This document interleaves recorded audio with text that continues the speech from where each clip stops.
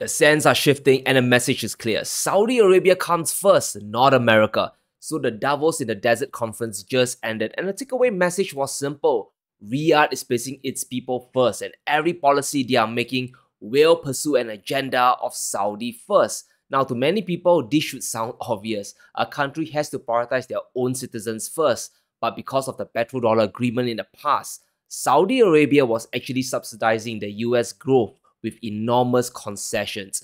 And it goes just beyond keeping energy inflation down. Now, let's have a flashback to the 1980s during the era of the Cold War, when the United States and the Soviets were fighting for control. And during the early 80s, Saudi Arabia was controlling their production of oil to keep prices high. But in 1985, the US sent William Casey, the head of the CIA, to negotiate with King Fahd to increase oil production. And within a few months, Saudi Arabia's production went from 2 million barrels a day to 10 million barrels, increasing output by 5 times. And that caused the price of oil to crash from $30 down to $10 and destroyed the Soviet Union's economy. The Soviets were just too dependent on their oil exports. In just 1986 alone, they lost more than $20 billion or 7.5% of their annual income.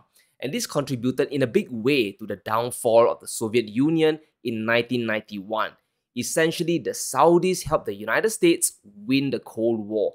They depleted their oil reserves and earned less money as a favor to the US. However, those times are over. The America First policy is fast evolving to a Saudi First stance, where the interest of the kingdom comes first and foremost. And I think it's an understatement to say that US-Saudi relations are at an all-time low. It's an ongoing argument about the price of oil, with the Americans accusing Saudi Arabia of siding with Russia and Joe Biden vowing consequences. Now, during the conference, we had the Saudi Energy Minister, Prince Abdulaziz, hinting that some countries were using their emergency stocks to manipulate markets. Now, it's obvious who they were pointing at. And he said, "It is my profound duty to make it clear to the world that losing emergency stocks may be painful in the months to come." And to me, that sounds like oil prices are going to remain high and Biden won't be able to buy back the SPR at a fantasy price of $60 to $70 anytime soon.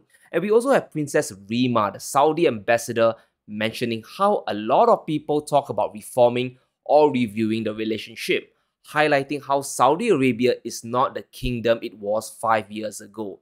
So there's no going back to the good old days when the US could use Saudi Arabia as an extension of itself to control global oil prices. Now, let's quickly review the petrodollar agreement and understand why it's not really working. It's an ingenious system set up in the 1970s that made the Saudis and by extension OPEC price their oil sales in US dollars.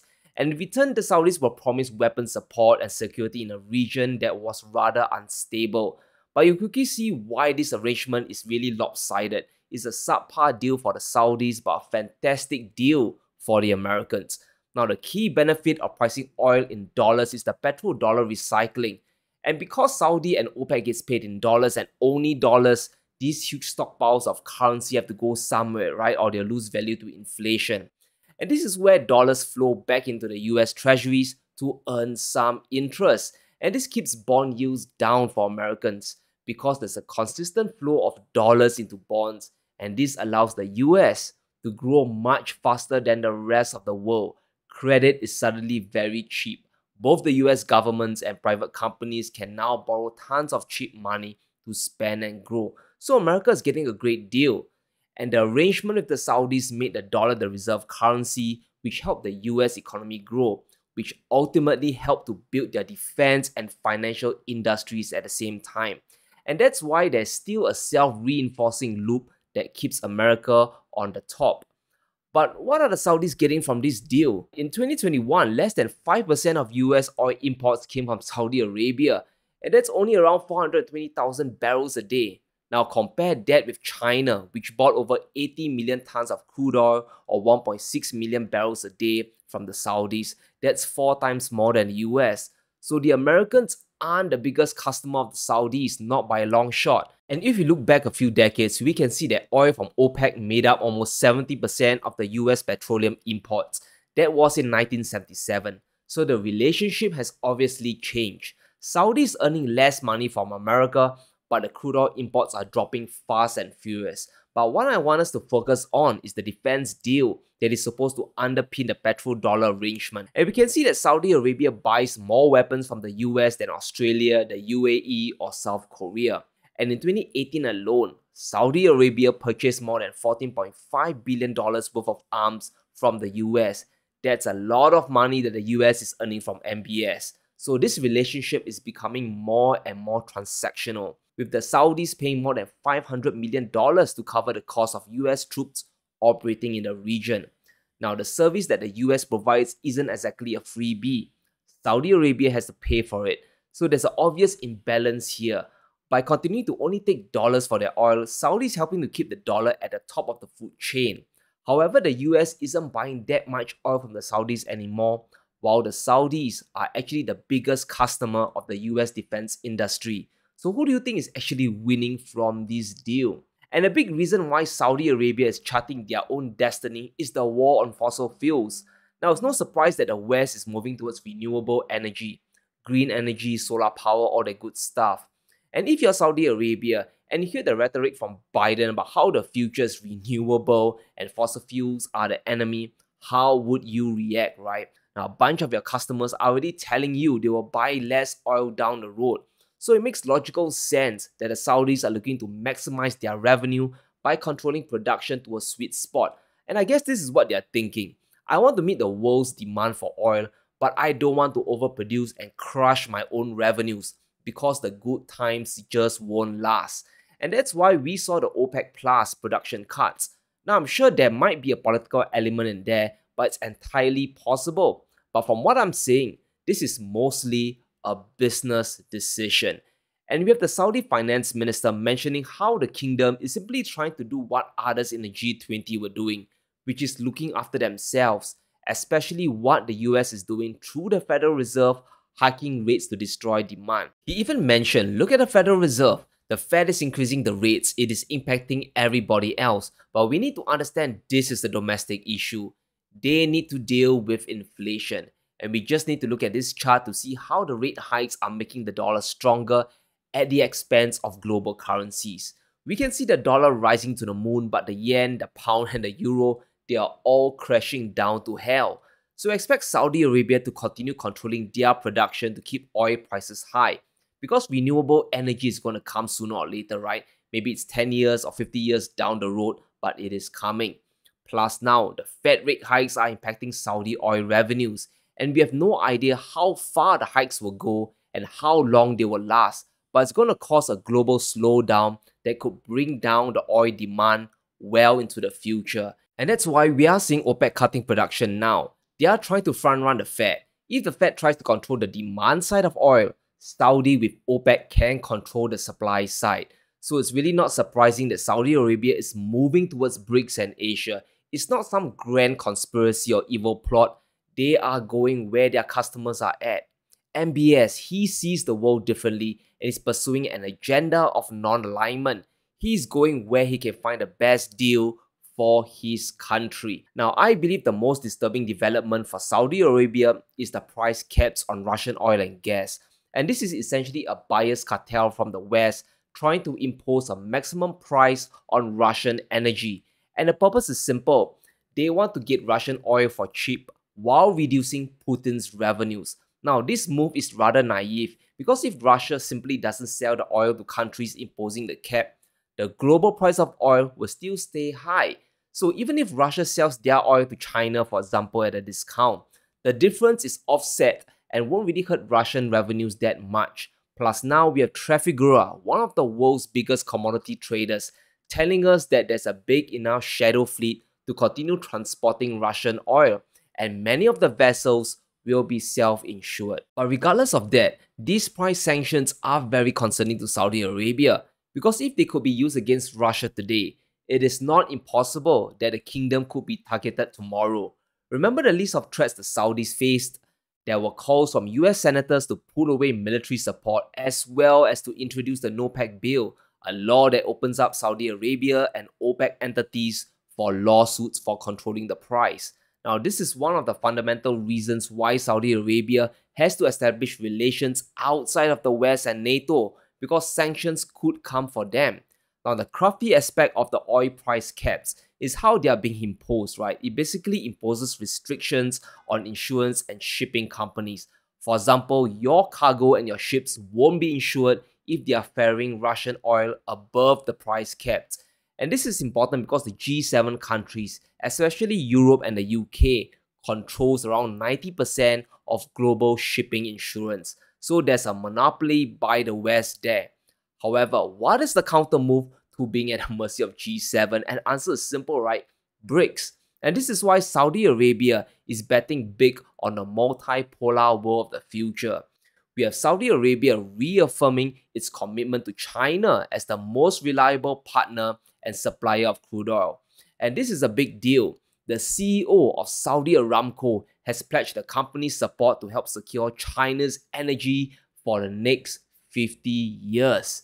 And this is why forming an economic partnership with Asia is extremely vital for the Saudis.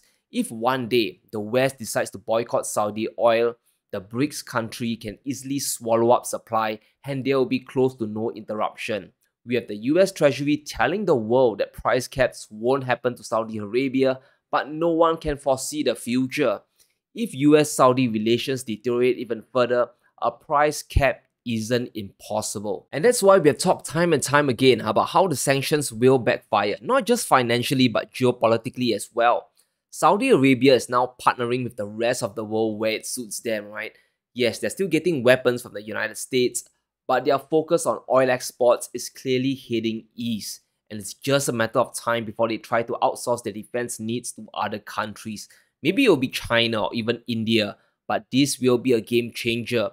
We have President Xi planning a trip to Saudi Arabia to firm up ties, and they'll be likely talking shop, including energy supply and even defense agreements.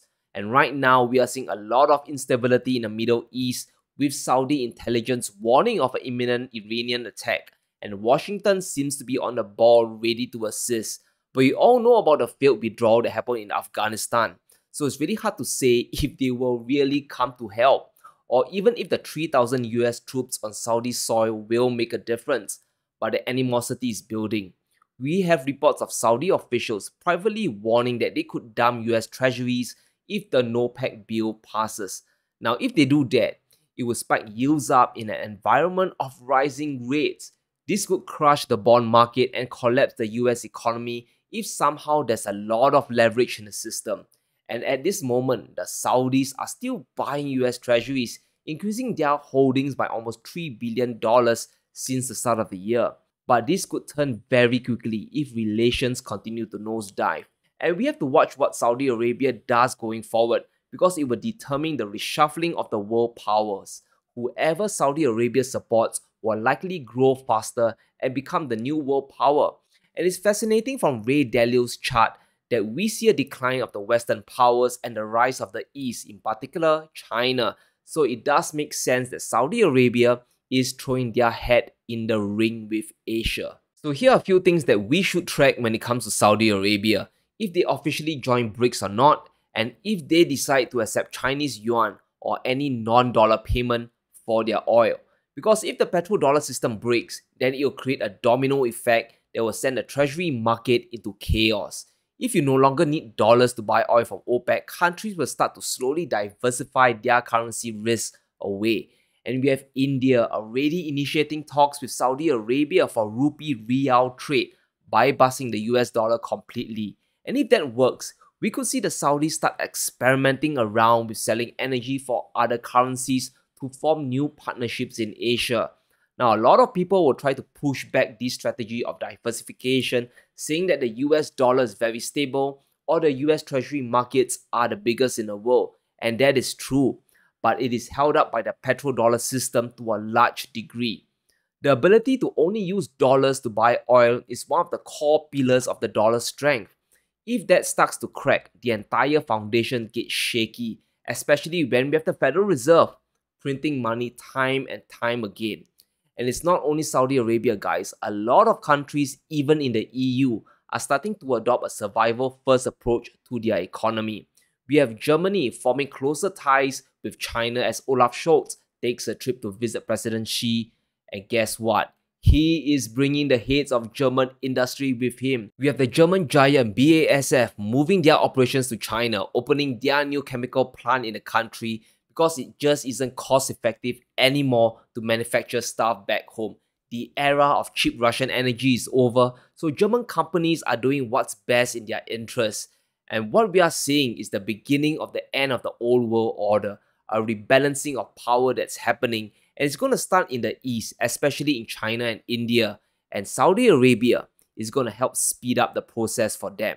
So let me know what you think. Is the Saudi first policy a good idea? Will Saudi Arabia join BRICS? Let me know in the comments below. Stay safe, be sure to smash the like button and subscribe as we navigate through these insane times.